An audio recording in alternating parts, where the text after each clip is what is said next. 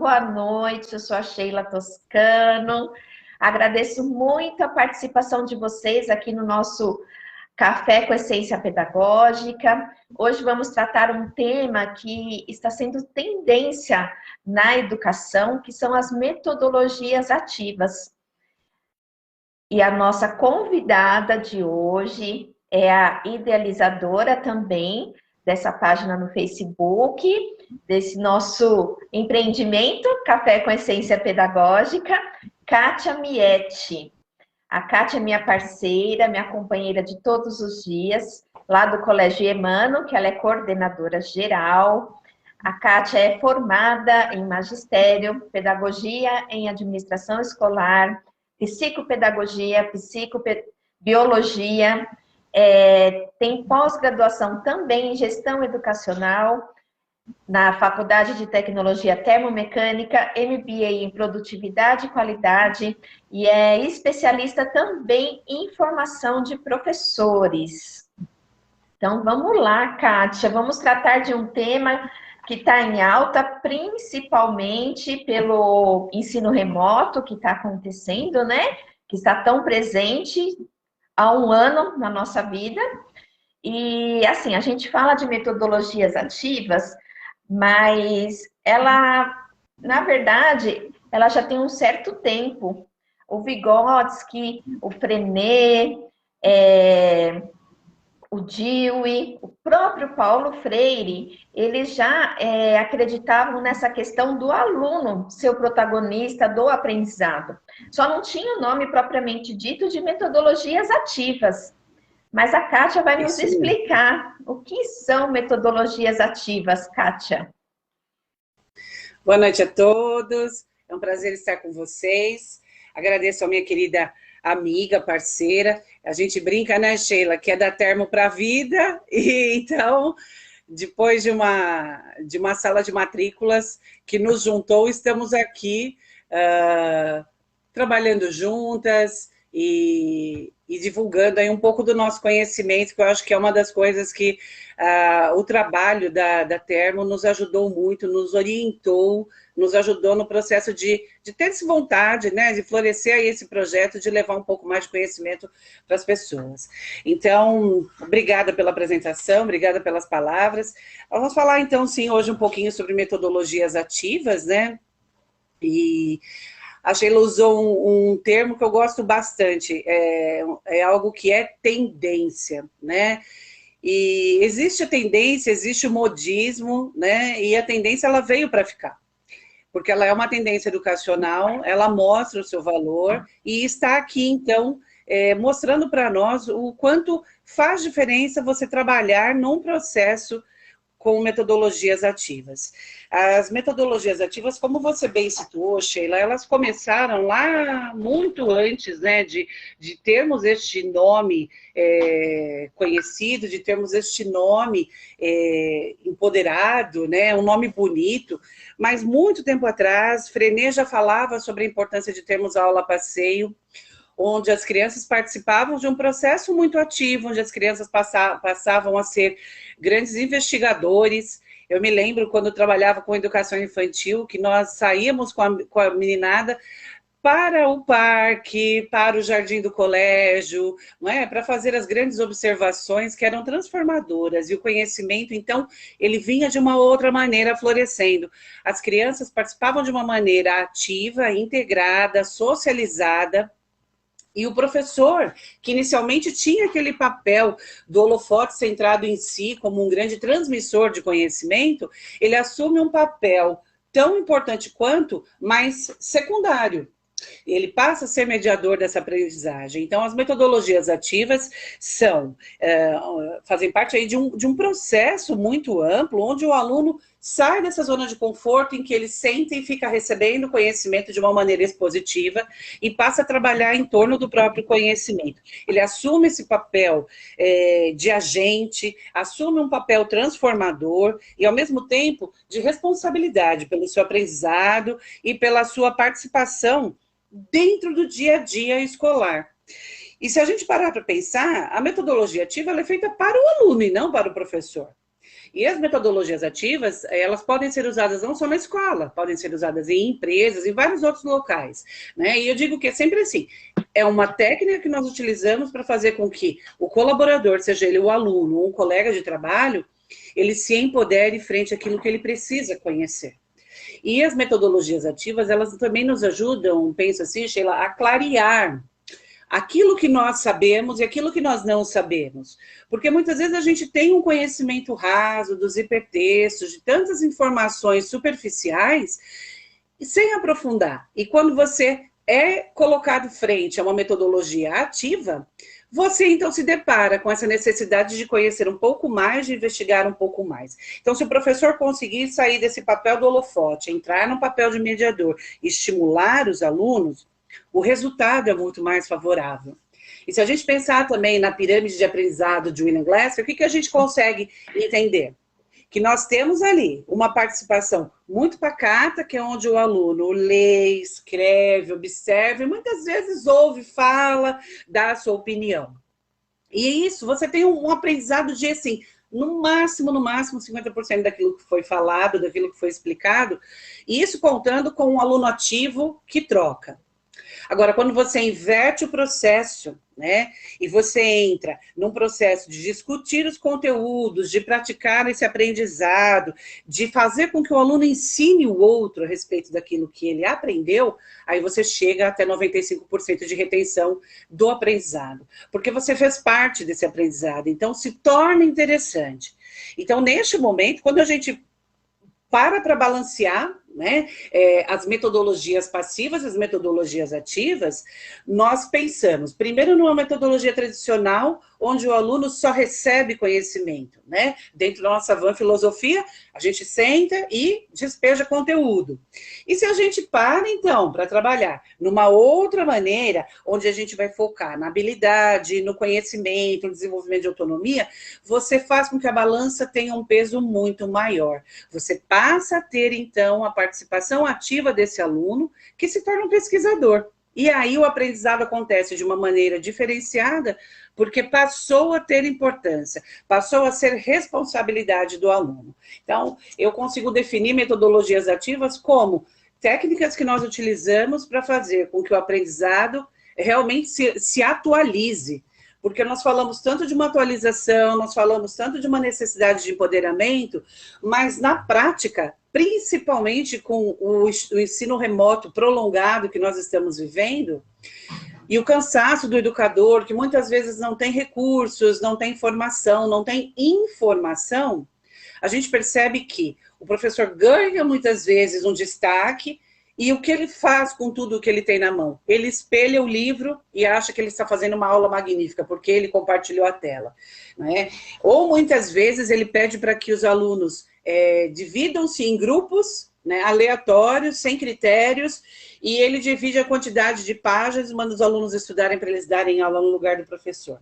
Isso não é uma metodologia ativa, né, Sheila? E a gente está falando aí de uma transmissão de responsabilidade, uma transferência de responsabilidades, onde você vê que o aluno fica perdido, sem orientações, e aí o aluno faz o quê? Pelo menos o que eu consigo avaliar e tenho visto nos últimos tempos, o aluno reproduz aquilo que o professor fez com ele. Ele passa a espelhar a sua tela dentro de PowerPoint, dentro de um Sway, e ele fica ali transmitindo aquilo que eles apenas escreveram. E muitas vezes a gente tem, né, o famoso Ctrl+C, Ctrl+V, e aí o aluno acaba só reproduzindo. Então, o professor é o exemplo, o professor precisa ser mediador para que ele consiga tirar o aluno dessa zona de conforto. Se você não sai da zona de conforto, seu aluno também não sairá. Apesar de que muitas vezes o professor tem uma tendência mais tradicionalista e os alunos, pela própria natureza, pela própria sociedade que nós vivemos hoje, eles pedem novos desafios e muitas vezes cutucam o professor, sugerem ao professor mudanças de estratégias tão fundamentais. Então, concordo com você, é uma tendência, mas as metodologias ativas, elas vieram para ficar, Sheila, não dá mais para a gente pensar numa aula, não é? Não dá mais para pensar numa aula, porque nós já tivemos a experiência de receber os alunos na escola em sistema de rodízio, né? Um grande desafio para os educadores, porque tinham que dar conta da tela e dos que estavam presencial ao mesmo tempo. Eu brinco que é um professor para duas realidades, então fica muito desafiador. Mas mesmo assim não dá mais para você imaginar que neste processo em que os alunos estão ali, você abra o livro na página 14 e continue dando a sua aula na página 14. Né? Os alunos não aceitam mais esse tipo de aula também, né? De só ficar, de ser só o ouvinte. E eu ia falar justamente da pirâmide de Glasser, né? Que as metodologias ativas representa mesmo essa pirâmide. Inclusive, tem tudo a ver também com a BNCC, com as competências da BNCC, né? Então, as metodologias ativas é muito além de um método, vai muito mais longe, né, Kátia? É um processo, né, Sheila, em que, assim, educandos e educadores precisam participar junto deste processo, mas a escola, enquanto instituição, não pode esquecer que também tem um papel de formação, não só dos educandos, também dos educadores. Então, se a escola, enquanto instituição, não primar por este processo de estimular o desenvolvimento pessoal do professor, fica bastante difícil. E quando eu falo de estimular, não estou dizendo que a escola deve pagar formações, que a escola deve pagar pós-graduação, não estou falando isso. Eu acho que a escola, dentro do seu corpo de gestão pedagógica, ele possui profissionais, né, habilitados a isso. É papel do coordenador, é papel do orientador ter em mente sempre a formação dos educadores e trabalhar de uma maneira ativa, ou seja, onde você desafia o aluno para que ele possa sair da sua zona de conforto. Mas antes você precisa desafiar o seu professor. Porque em tempos que nós vivemos, né, e muitas vezes até acomodados pelo material didático ou pela sistemática que a escola adota, e nós sabemos que muitas escolas acabam, inclusive, seguindo mesmo as metodologias mais tradicionais, o professor se acomoda no abrir a página, no espelhar um conteúdo e muitas vezes só realizar os exercícios. Não, eu espelhei o exercício na lousa, os alunos vieram responder na lousa, né? Ainda é uma metodologia tradicional, ainda não é uma metodologia que tira o aluno do lugar. Ele só saiu fisicamente, né? Ao invés de ele responder na apostila dele, ele foi responder na lousa. Então, Kátia, cita pra gente algumas metodologias ativas, porque tem pessoas que não trabalham com isso, não conhecem. Quais os tipos de metodologias ativas que estão mais assim, mais em alta, né? Mas são mais procuradas pelos professores, que desafiam mais os alunos? Olha, existem muitas metodologias ativas, a gente pode, inclusive, né, Sheila, a gente ia falar no final, mas já falamos agora, a gente repete no finalzinho. Nós preparamos um material para poder divulgar com quem quiser, né, nós acolhemos, obviamente, materiais que são de publicação permitida, de livre publicação, e nós temos aí um hall de materiais para publicar depois para vocês, para compartilhar, porque nós precisamos ter mais ações que envolvam essas pesquisas. Então, nós vamos, né, depois falar um pouquinho mais sobre isso. Mas eu acho que a preferida, né, e que os alunos se envolvem demais, é quando você consegue gamificar um conteúdo. Né? Vou dar um exemplo de gamificação. Você tem 12 páginas lá da apostila, sei lá, do conteúdo X, vai, história, né, que geralmente, história, geografia, tem muito texto, né, e o aluno vai ler, e aí o professor faz o quê para dar nota? Manda responder os exercícios e pede a foto. Então, se você olhar para esse conteúdo e lembrar que ele pode ser um game, você vai fazer com que os seus alunos se interessem em ler aquele material e desenvolvam, no mínimo, a curiosidade de descobrir como gamificar isso. Dá para você fazer um passo-repassa, dá para você fazer uma mediação de perguntas e respostas entre os alunos, dá para você fazer um desafio tipo quiz, dá para usar aplicativos que venham para trabalhar com essa gamificação, você pode trabalhar em pequenas equipes, você pode trazer leitura de QR Code, tudo isso gamifica, ou seja, aquele conteúdo denso em que eu ia passar dias e dias respondendo páginas para ganhar nota, eu transformo num game, eu ponho o meu aluno como protagonizante desse processo, ele ajuda nas regras, ele inventa as regras, sabe por quê, Sheila? Eles estão extremamente conectados. eles falam o nome de jogos novos todos os dias, né? Nós temos filhos, nós sentimos muito bem isso. Eles inventam jogos, eles conhecem plataformas diferenciadas, não é? Eles conseguem descobrir qual é uma forma diferente de testar um conhecimento. Então, quando o professor ele perde o medo, porque eu acho que a gente tem muito medo de perder o controle da situação. Então, se a gente, de fato, vai deixando com que o grupo realmente trabalhe, obviamente de maneira supervisionada, dá para fazer isso remotamente? Claro que dá. Você divide a sala em pequenos grupos e você passa nos grupos mediando esse processo, essa construção. Então, eu acho que a gamificação é algo que, assim, os alunos adoram, torna a aula extremamente ativa e extremamente gostosa.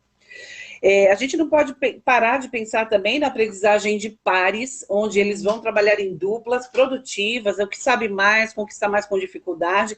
Ele vai ensinar para o colega, o outro vai trabalhar também com o repertório que ele tem. Ao invés de pares, você pode pensar em times, e a gente pode pensar também nas rotações, porque essas duplas ou esses times podem formar rotações em que todos passem e tenham aprendizagem coletiva de maneira bem diferenciada.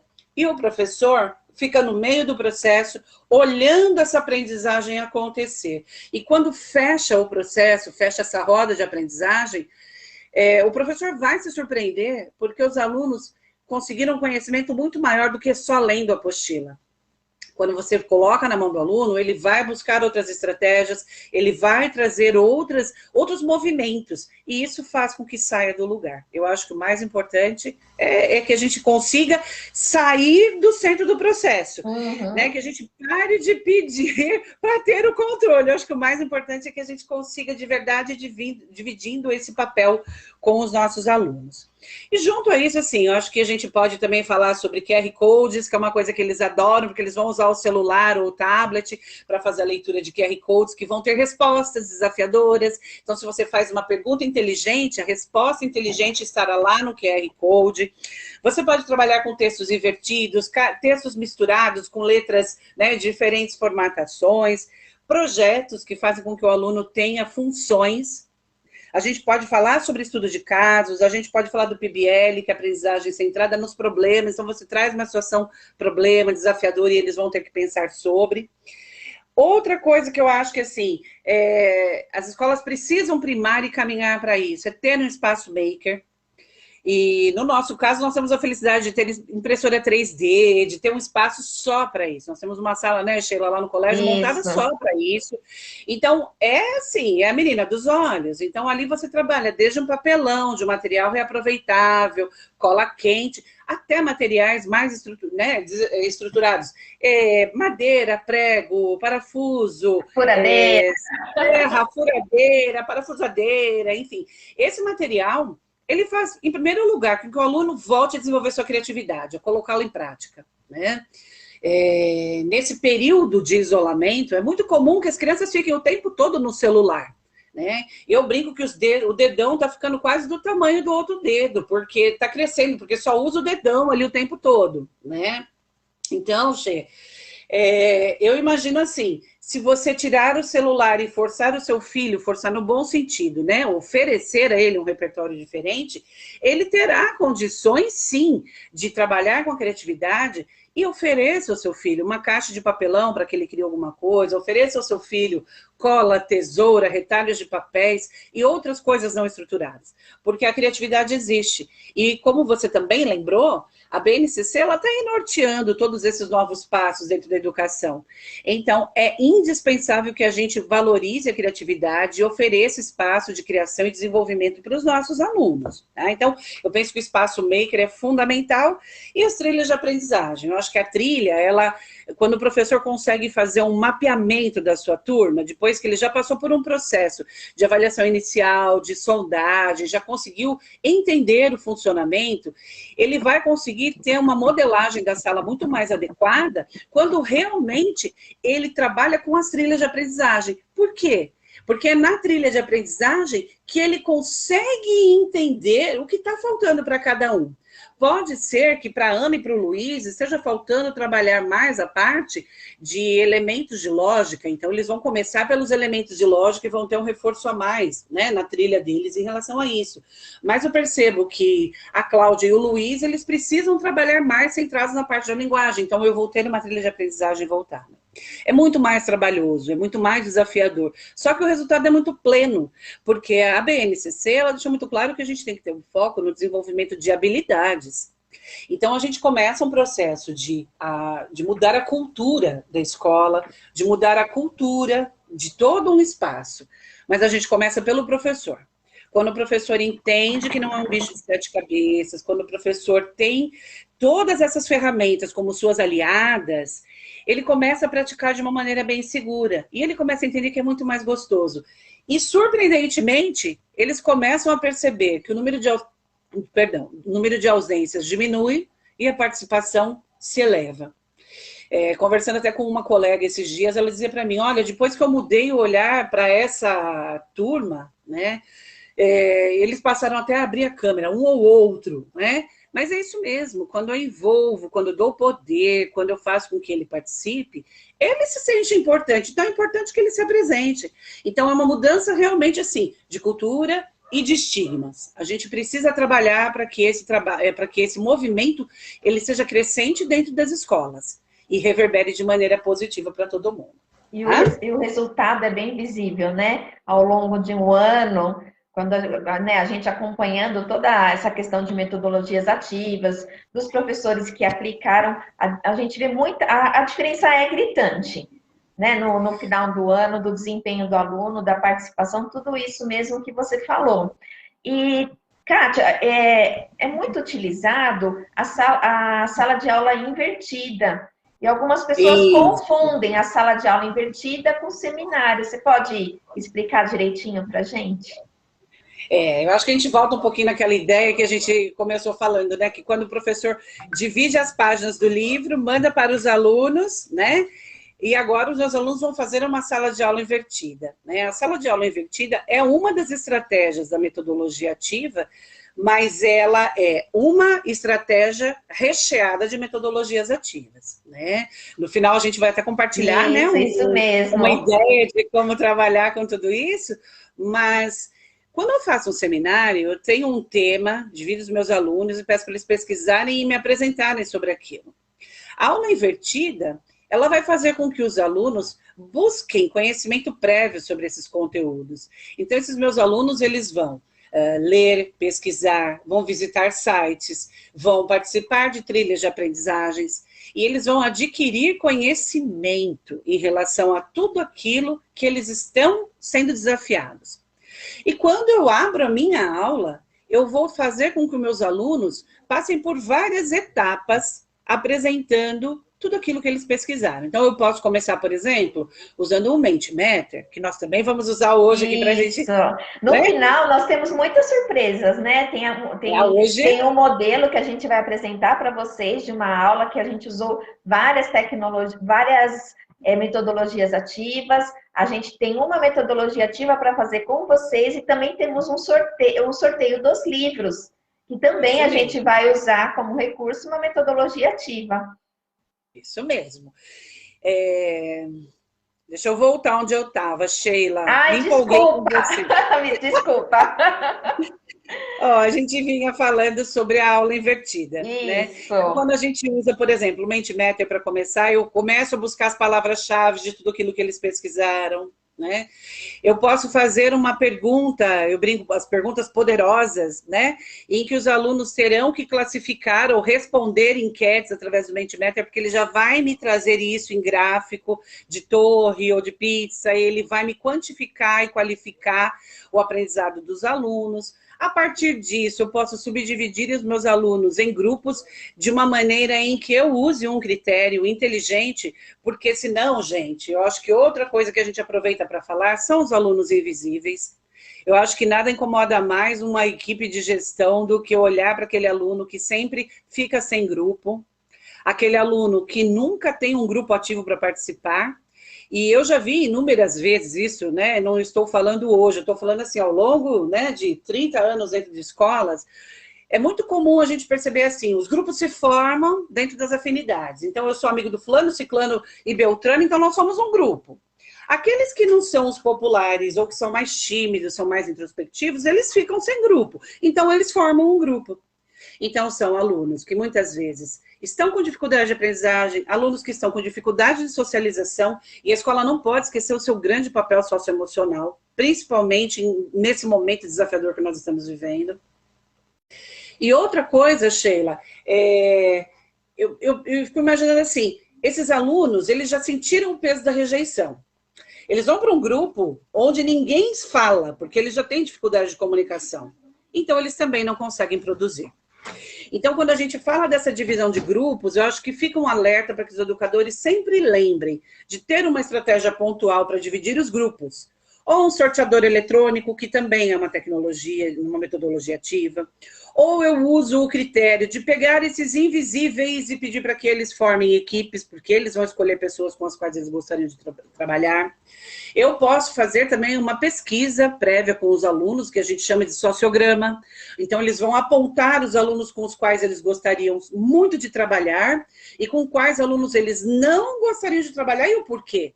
E é surpreendente, porque muitas vezes eu já presenciei o aluno apontando que ele é muito aluno do fulano, mas ele não quer trabalhar com ele, porque eles são muito amigos e o outro não faz nada. Ele quer trabalhar com o grupo que produza, né? E o professor, então, montando grupos de uma maneira inteligente, ele faz com que todos participem.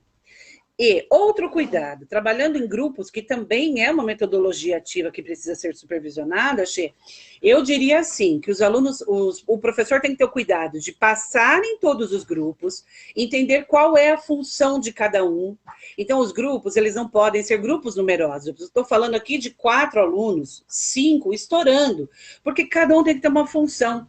Desde aquele que vai reunir as pesquisas, daquele que vai encontrar sites interessantes, daquele que vai juntar todo o material, do que vai formatar. A apresentação precisa contar com a participação de todos.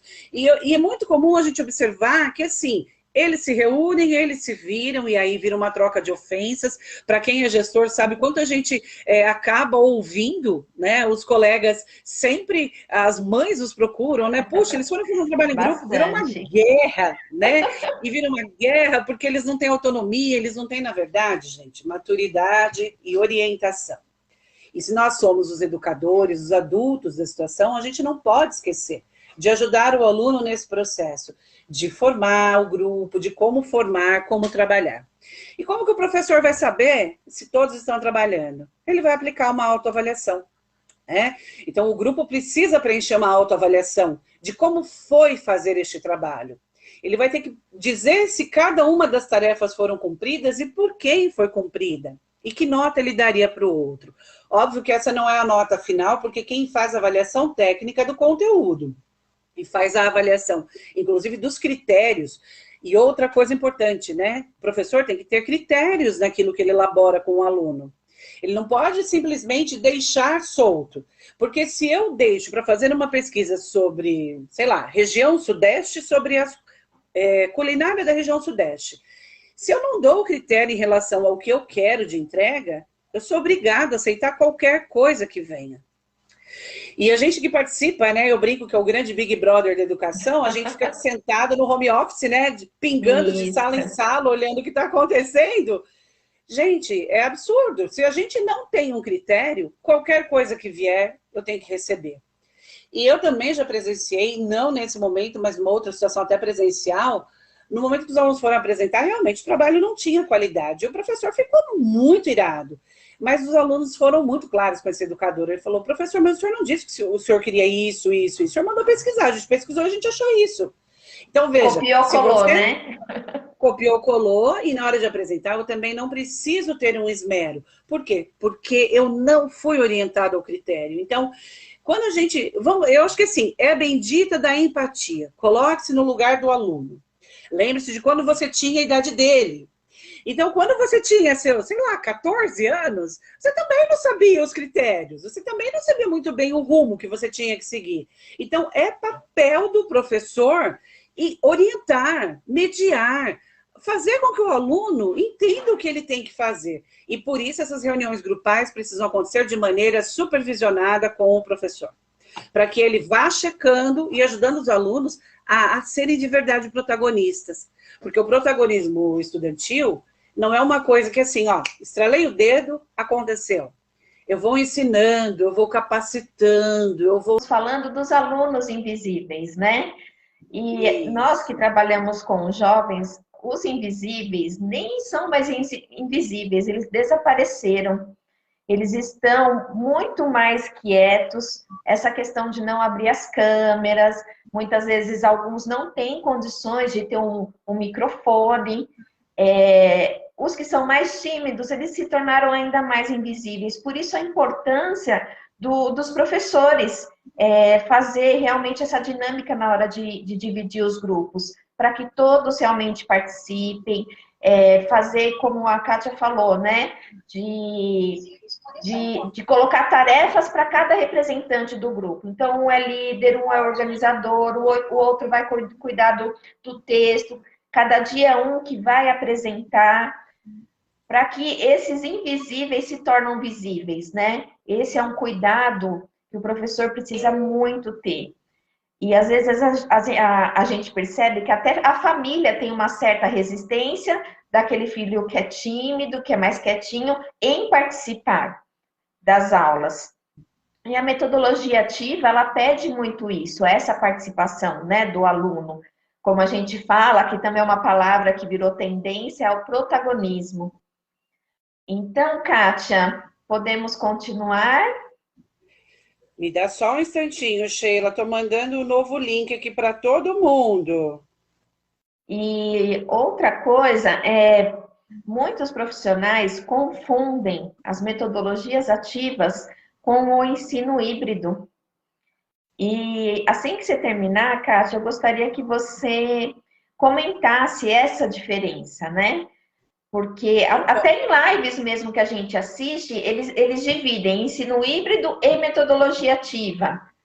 Então, eu gostaria que você comentasse a diferença entre esses dois. É isso aí.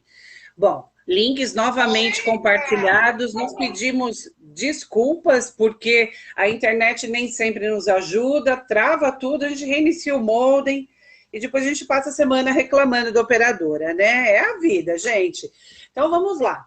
Pensando aqui um pouquinho, então, sobre a diferença entre ensino híbrido e metodologias ativas, eu concordo com você, Sheila. É muito comum a gente receber essa informação, inclusive em lives, em cursos que a gente faz, dizendo isso, que nós estamos com o ensino híbrido nesse momento. Nesse momento, nós estamos em ensino remoto, né?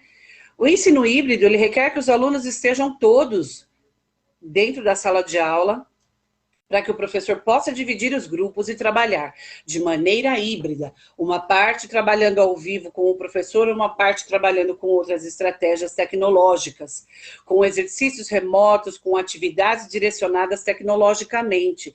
Então, este momento que nós estamos vivendo, ele não é um momento de ensino híbrido, porque nós não estamos com os alunos 100% dentro da sala de aula. É importante que a gente realmente consiga fazer essa diferença para que as coisas possam acontecer de uma maneira bem interessante, de uma maneira bem pontual, né? Então, a diferença, eu acho que começa por aí. O ensino híbrido, ele faz parte de uma metodologia ativa, mas ele não é uma prática que possa ser feita enquanto nós estamos em ensino remoto. Sheila? Perfeito, Kátia. Deu para entender bem a diferença. Temos outras perguntas aqui para te fazer. Como foi para os professores da escola que nós trabalhamos, que é o IEMANO, quando você inseriu como estratégia de aprendizagem as metodologias ativas no ensino remoto, principalmente, né? É um tanto desafiador, né, Sheila? E eu não estou falando só do IEMANO. Nós que acompanhamos ali todas as escolas da região, nós sentimos isso de uma maneira geral com todos os gestores. O professor, ele foi feito para trabalhar de uma maneira interativa. O professor foi feito para trabalhar com o seu público ao vivo e a cores. Então, para o professor, é um processo de mudar, né, este processo, mudar esse olhar sobre o aluno e entender quanta capacidade esses meninos possuem em sair da sala de aula e levar todo o aprendizado para a sala remota. Então, quando a gente fala de uma metodologia ativa, ela envolve muita tecnologia, a começar pelo ensino remoto, né? Como trabalhar em grupo, por exemplo, no ensino remoto, né? Então, foi desafiador, tanto para nós como para muita gente que estava ao nosso redor. Nós fomos, inclusive, consultados por outros educadores, né, da região, e eu acho que nesse momento é um momento que quanto mais a gente compartilha, mais a gente aprende, quanto mais...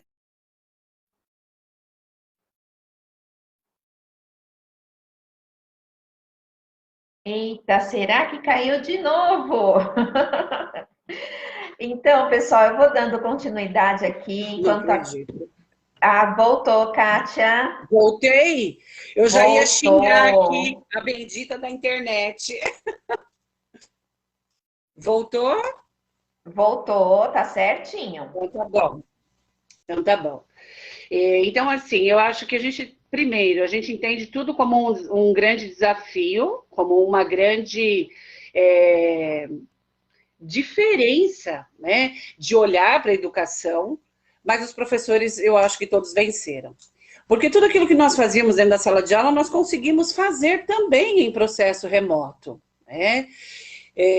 Basta a gente se dedicar. Dá medo, assusta. Eu acho que acolher o professor e se colocar no lugar dele é algo extremamente importante. Entender que nem sempre ele vai dominar a ferramenta. Nós temos a felicidade de ter uma TE, que eu falo que não é TI, né? A nossa colaboradora, ela é uma tecnóloga educacional. Ela olha para os colaboradores como parceiros mesmos e a gente consegue fazer com que tudo aconteça de uma outra maneira, tá? Então, você envolve o professor, você faz um tutorial, você treina, você faz e você pratica. Então, o desafio que nós enfrentamos, eu acho que foi o mesmo enfrentado no mundo todo, porque nós tínhamos os equipamentos, nós tínhamos as tecnologias disponíveis, mas a gente tinha um aluno na nossa frente, então era algo bastante interativo, era algo bastante diferenciado, né? E o preparo dos professores faz muita diferença. O você estar ali, né, como coordenadora, tá ali ativa, participando, fazendo junto. Isso, com certeza, para os professores que têm todo esse contexto por trás, que é a coordenação, orientação, que tem todo esse apoio, se sente mais preparado também. Porque, em caso de dúvida, tem a liberdade de ir lá, de conversar com o coordenador, de pedir dicas, que foi o que aconteceu bastante, né, o ano passado. Professores que trouxeram também bastante metodologias ativas que nem nós mesmos conhecíamos, né, Kátia? Foi bem interessante mesmo, a forma como eles se engajaram. Mas tudo Eu acho isso que também tem que ter a coordenação por trás, né? Preparada também. Eu entendo assim, Sheila, que nós precisamos olhar para a equipe pedagógica como uma coisa só. Obviamente que no dia a dia, dentro de funções, né, você cuida do atendimento dos alunos e dos pais, eu cuido dos professores de documentação, né, a nossa diretora cuida de aspectos administrativos e, de fato, da mantenedora do colégio. Então, obviamente que no dia a dia a gente tem que ter funções separadas, mas quando a gente fala desse processo de aprendizagem, eu pesquiso, você pesquisa, o professor pesquisa, e você falou algo extremamente interessante. Nós estamos vendo uma realidade de ter muita gente nova no grupo, né? E nós recebemos professores que vieram extremamente qualificados, como você também citou, com tecnologias, com aplicativos que a gente não conhecia, né? Tanto que o próximo momento será um momento de troca entre todos, justamente para isso, né? Agora nós estamos mudando de plataforma, então, quer dizer, quando você muda de plataforma, começa todo mundo de novo, e começa do zero. E eu acho que é extremamente importante que a gente tenha essa condição de perceber que quando a gente está começando do zero, todo mundo é colaborador. né? Todo mundo Isso precisa mesmo. colocar um tijolinho nessa construção. Então, eu não, né? Eu já dizia, se eu não me engano, Fernando Pessoa, sou péssima para nome, já vou dizendo, hein? Para autorar é complicado, mas uma andorinha só não faz verão. Então, um coordenador sozinho não faz nada, se a equipe não vier junto. O orientador não vai fazer nada se a família, os alunos e a equipe também não andarem juntos. Então, a gestão, né? A gente, Isso quando fala de mesmo. gestão, é todo um grupo, né? E É a o gente tem que fazer olhar que junto, que é muito importante, né? Tá do lado ali, é o é, que você falou. Cada um é responsável pelo crescimento do aluno, da escola, por cada tijolinho, por cada pecinha daquele quebra-cabeça. Isso é muito e mais importante. uma coisa, né, Sheila, que eu acho que é assim, extremamente importante. Nenhum educador deve ficar sentado esperando que venha uma formação no colo dele. Ao longo da vida, se a gente parar para pensar em quantos cursos nós fizemos, né? E não estou falando de pós-graduações, de títulos que a gente carrega porque a gente não tem muita coisa na cabeça. Eu brinco que Deus sempre sabe o que faz, a gente nem sempre. Então a gente vai se matriculando, né? E faz isso, faz aquilo, né? Faz Se vai pós dar disso, conta, a faz... gente vê mais para frente, né? Não é? Então, a gente vai se enfiando e acaba tendo títulos, né? Mas eles não são os principais. Porque muitas vezes uma live que o professor se dedica a ouvir, semanal, e não precisa ser a nossa, pode ser a nossa, a gente fica muito feliz, né? Mas nós temos aí lives disponíveis de inúmeras pessoas que estão fazendo trabalhos fantásticos de educadores aí que estão compartilhando suas práticas, de empresas que estão trazendo gratuitamente formações caríssimas que estão gratuitas nesse momento. Então, quando a gente fala do educador se preparar, eu acho que a gente tem que lembrar também que tem um processo de autorresponsabilidade da aprendizagem também do educador, que não pode sentar e ficar deitado eternamente num berço esplêndido, esperando que a escola quer mudar, então que eles me... Óbvio, a escola está mudando, está trazendo transformação, está instigando, mas, acima de tudo, o educador, ele precisa sair da zona de conforto, que lá é um lugar maravilhoso, mas que não cresce nada. Né? Então, esse processo de você mudar, de você ter uma outra iniciativa, né, de você buscar o conhecimento, faz com que você floresça. Então, vemos isso de uma maneira, assim, muito natural. Esses dias, né, a gente fica em casa uma semana e a gente mexe em arrumação. Então, mexendo umas pastas grossas que, nossa, certificados intermináveis, né? E não é o certificado que tem o peso, né? O que remete a mim isso tudo? Remete que nós estamos, acima de tudo, buscando conhecimento. Eu sou o resultado de tudo isso que ao longo da vida eu fui aprendendo. E aí você lembra, né? Pega alguns certificados e fala, nossa, eu fiz esse curso aqui, eu me lembro, eu voltei de trem, desci lá no centro de Santo André, precisei pegar um táxi que já era meia-noite. A gente vai lembrando dessas trabalhadas que a gente assim, se mete para buscar o aprendizado. E quando você é um educador que busca aprendizado, você inspira o seu aluno a buscar o aprendizado também. Então, a gente não pode esquecer de algumas palavrinhas mágicas. É uma função do educador ser inspirador. É uma função do educador mediar as situações.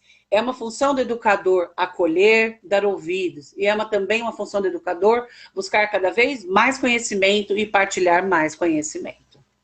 Então, assim, se o professor não cuidar da sua formação continuada, obviamente que a escola vai buscar formações de atualização, muitas vezes até de sistema de ensino, que a gente sabe que elas acabam acontecendo, mas a escola tem um papel fundamental. A BNCC deixa muito claro isso, você tem que entregar junto com o plano escolar anual toda a trajeto de formação que você fará com seus educadores. Então, formação é tudo nessa vida.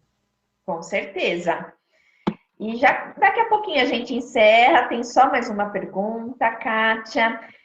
O que se espera de um aluno ao longo do ano que aprendeu por meio dessas metodologias ativas? Eu acho que nós precisamos publicar para o mundo.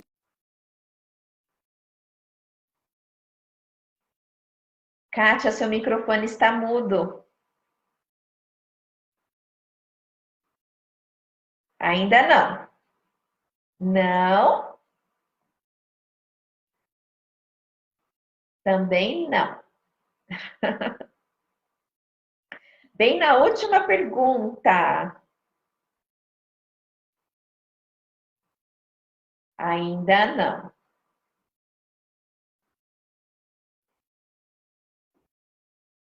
Enquanto você vai tentando aí sincronizar seu microfone novamente, eu vou mostrar para vocês aqui um trabalho que a Kátia, eu e algumas pessoas do grupo da pós, a Naira Raquel, o Ivan de Oliveira, a Érica, que estão todos aqui também assistindo a nossa live, participaram dessa apresentação sobre metodologias ativas.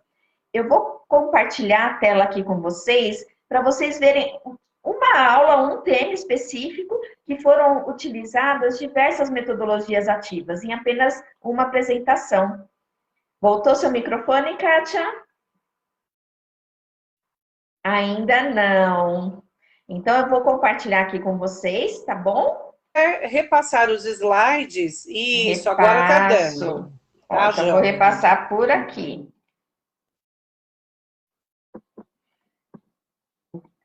Tá vendo esse outro slide? Que explica o modo que a gente apresentou o trabalho, que foi por meio da gamificação, sim, QR Codes, o tema fontes de energias alternativas. Então, a aula 1, que é a sala de aula invertida.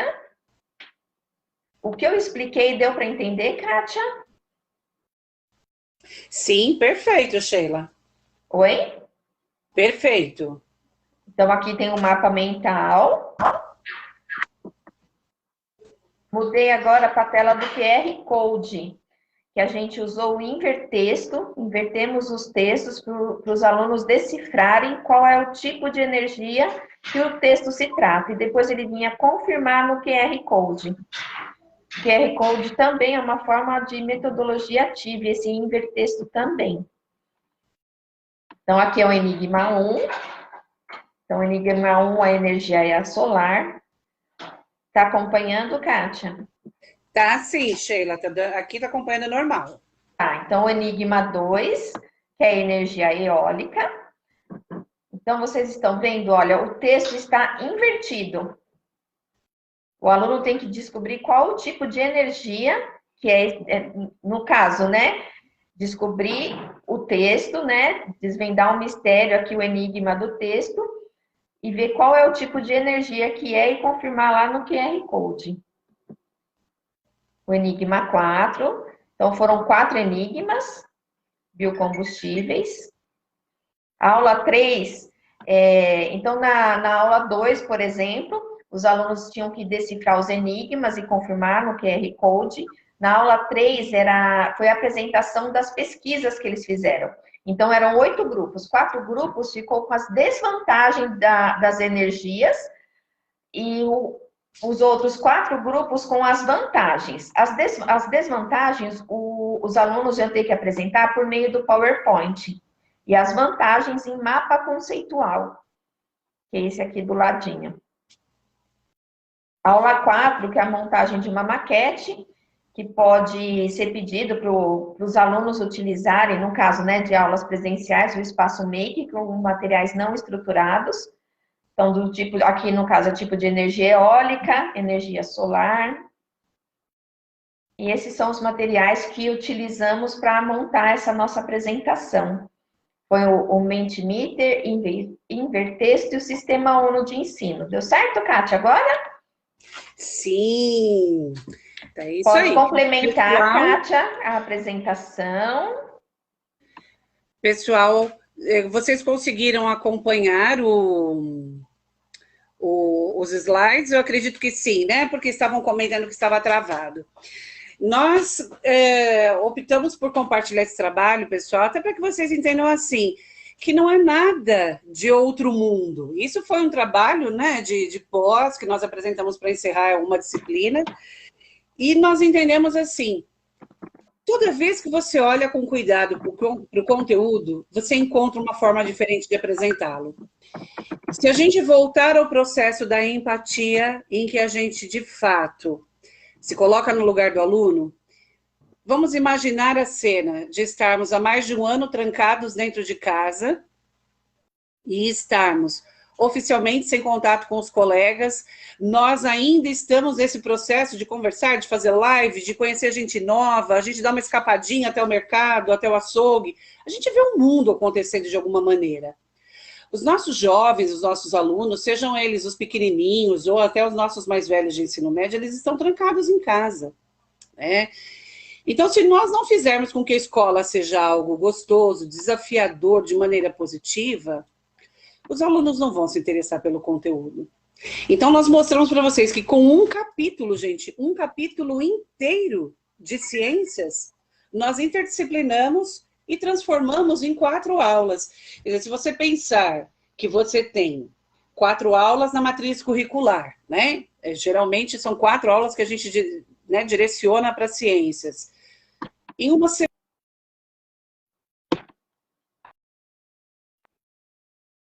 Kátia, está sem microfone novamente.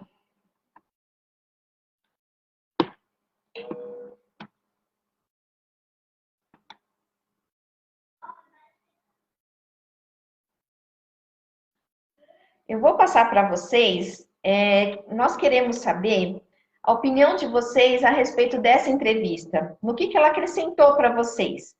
Então, eu vou pedir para a Tatiane Ramos me ajudar, colocar no chat o link e o código para vocês responderem à pesquisa.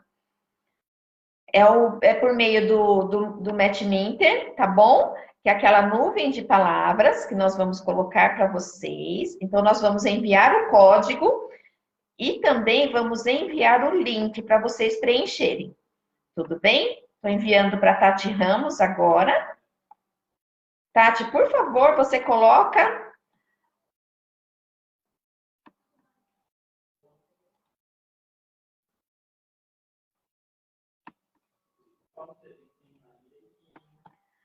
Vamos agora sim. bom, então tá bom, vamos ver se pelo fone vai. Enquanto ela coloca... já falei para eles da nuvem de palavras, aí pedi ajuda de uma colega aqui que está assistindo para colocar para gente. Tá Joia. bom? O link. Novo, né? Eucaia, eu acho que a gente tem que usar de bastante empatia nesse momento, de olhar para os nossos alunos e transformar esses conteúdos em aulas super especiais. Obviamente que o professor não vai pegar um capítulo inteiro e vai transformar num jogo e acabou. A partir daí você ainda tem toda a verificação de aprendizagem, a verificação da ensinagem, que será o tema da nossa próxima semana, com o nosso querido Ivan. Então, assim, é pano para manga, é assunto para mais de mês, como diria o outro. Mas é importante que a gente se coloque no lugar do aluno e imagine, será que eu gostaria de passar meu feriado preenchendo folhas, ou será que eu gostaria de passar meu feriado transformando meu conteúdo em uma atividade super diferenciada? E aí, então, nós vamos trabalhar baseados em metodologias ativas, para que os nossos alunos consigam cada vez mais participarem das aulas e terem vontade de participar. Nós temos ainda hoje o sorteio dos 3 livros, e a Sheila vai usar um sorteador tecnológico, um sorteador digital, para que a gente descubra quem são os nossos participantes. Os livros são os livros da professora Fátima, e são livros incríveis, e pedimos para que vocês fiquem aqui conosco. Então, clicando aqui pelo chat, cliquem no chat da nossa apresentação, existe lá o link do Mentimeter, é só clicar e participar. Tá bom? Conseguiu, deixa eu ver. Ah, tá entrando agora, vou compartilhar a tela aqui com vocês, tá bom? Ok.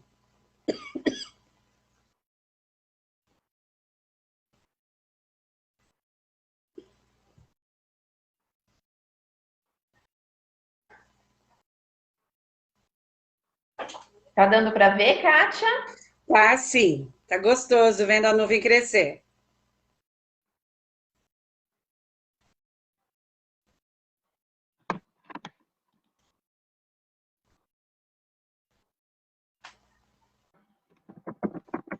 A Lérica também está contribuindo aqui pelo chat, e ela está mandando o link também de novo, então tá funcionando. Pelo que eu estou vendo aqui, não precisa colocar o código. Então, só eu acho que você já colocou o acesso direto. Isso, só as 3 palavras. E Mentimeter, né, é uma forma de metodologia ativa. Então, quanto mais pessoas colocarem palavras, mais vão se destacando aqui. Aqui foi mais citada nas 3 opções. Tá dando para dar. Tem agora, Kátia, você quer encerrar, falar mais alguma coisa antes de irmos para o sorteio dos livros?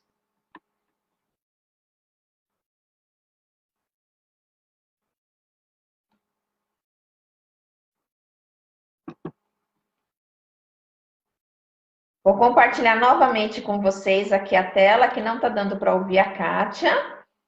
Olha como ficou agora a nossa nuvem de palavras. 7 pessoas responderam, conseguiram acessar para responder. Então, vamos voltar aqui agora. Então, vamos lá.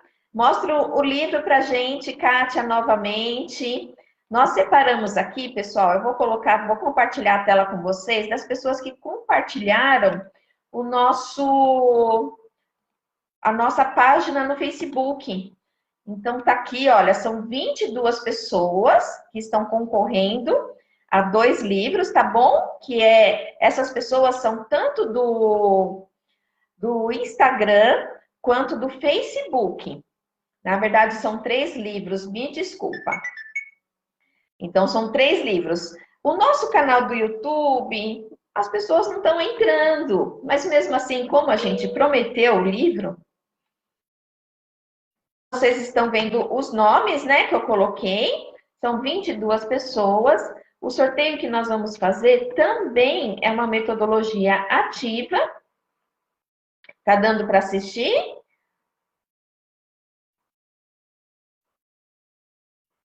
Tá, tô vendo mensagem chegando. Então, belezinha. Então, são 20 pessoas, 22 pessoas que estão concorrendo a 3 livros. Então, nós usamos o sorteador.com.br. Vou compartilhar com vocês, para vocês verem como funciona. É só ir lá no Google, colocar sorteador.com.br, assim como o Mentimeter, assim também como o Invertexto. Dentro do site do Invertexto, tem o Invertexto e também o QR Code, no mesmo site. Então, vou compartilhar agora o sorteio, tá bom? Para a gente ver as 3 pessoas que ganharam os livros. Então, tá dando para ver? Kátia, tá conseguindo ver? Sim, Belezinha. Você consegue me ouvir ou não? Agora eu estou conseguindo. Então, olha, tá nós bom. vamos sortear 3 livros, tá vendo aqui? Número 3, sortear 3. Vai ser entre o número 1 a 22, tá bom? Então, vou colocar aqui sortear agora. Vamos ver quais os números que vão cair. A gente volta lá para aquela tabelinha para descobrir quem são os ganhadores dos livros. 8, 17. Vamos. Olha, então saíram aqueles números: 8, 17 e 13. Posso abrir aqui, Kátia? Lista, então? Posso abrir? Por favor. Então, o número 8 é o Douglas Ferzan. Oi, Douglas. O número 17, Ritinha Soares. A E o número Rita. 13, Ivanisa Maria. Ivanisa, nossa fiel parceira. Ivanisa, olha só que sorte, Ivanisa. Parabéns, pessoal, parabéns. E nós teremos também, pessoal, livros do professor Simon em breve, que já estão chegando para o sorteio. E nós teremos livros do Ivan também. Então, os nossos sorteios não param, tá bom? E a semana que vem, nós temos o Ivan de Oliveira. Ele é diretor de uma escola aqui em São Bernardo. Ele vai falar sobre a avaliação da ensinagem, como que ele fez todo esse processo e qual os resultados que ele, o grupo de professores, todos tiveram com esse tipo de avaliação, tá certo? Por favor, os que ganharam os livros, manda o endereço no No nosso WhatsApp Messenger da privado. página, né? Na página do Isso. café. Mandem o Ou endereço no no nosso WhatsApp privado. privado, né? Que são pessoas que têm o nosso WhatsApp, a Ritinha, o Douglas, Isso. a Ivanisa, para que a gente possa enviar o livro. Tudo bem? Olha, e a Rita está comentando aqui que foi presente de aniversário, porque a É Rita aniversariou essa semana, né, mesmo! Ritinha? A Ritinha que gravidinha agora do grupo. e agora está aí transportando mais um membro para nossa turma, né, Rita? Parabéns pelo bebê, pela gravidez e pelo presente de aniversário. Ótimo. Então, Kátia, quer finalizar, comentar mais alguma coisa? Só Pessoal, muito lembrando obrigada. que eu vou fazer a edição desse vídeo e vou publicar ele Isso. em um único vídeo, tá? Tanto aqui como no Instagram e no YouTube, que ninguém está se inscrevendo. Por favor, se inscrevam. A gente quer compartilhar para mais pessoas, né? Esse é o objetivo do Café com Essência Pedagógica, a gente dividir conhecimentos, aprendermos juntos e juntas, tá bom? Então, pode encerrar, Kátia. Eu agradeço desde já a presença de todos. Faço minhas as palavras da Sheila, tá bom? E desejo que vocês tenham uma abençoada Páscoa, que a gente aproveite esse processo desse feriadão, né? Para que a gente possa renascer também dentro dos nossos corações. E que na próxima semana a gente chegue nas nossas aulas, sejam elas virtuais, presenciais, neste momento ainda todas ainda, né? Aulas online, por toda a situação que estamos vivendo.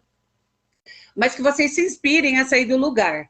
Não é? Quando nós começamos a sair do lugar, foi dolorido também, mas nós descobrimos um universo muito bacana, muito gostoso. Então, eu desejo que vocês, de fato, tenham muito sucesso, que vocês pesquisem bastante. Quem ganhou o livro vai amar, porque o livro da professora Fátima é fantástico. E deixamos para vocês um grande beijo. Eu queria fazer um agradecimento especial à professora Gina. Nós trabalhamos juntas em um outro colégio, e a filhota dela, a Raquel, disse que está me assistindo também, que abriu um sorrisão quando me viu. Então, Raquel, para você, ó, um beijo do fundo do meu coração, cheio de saudades, e que você esteja sempre muito feliz.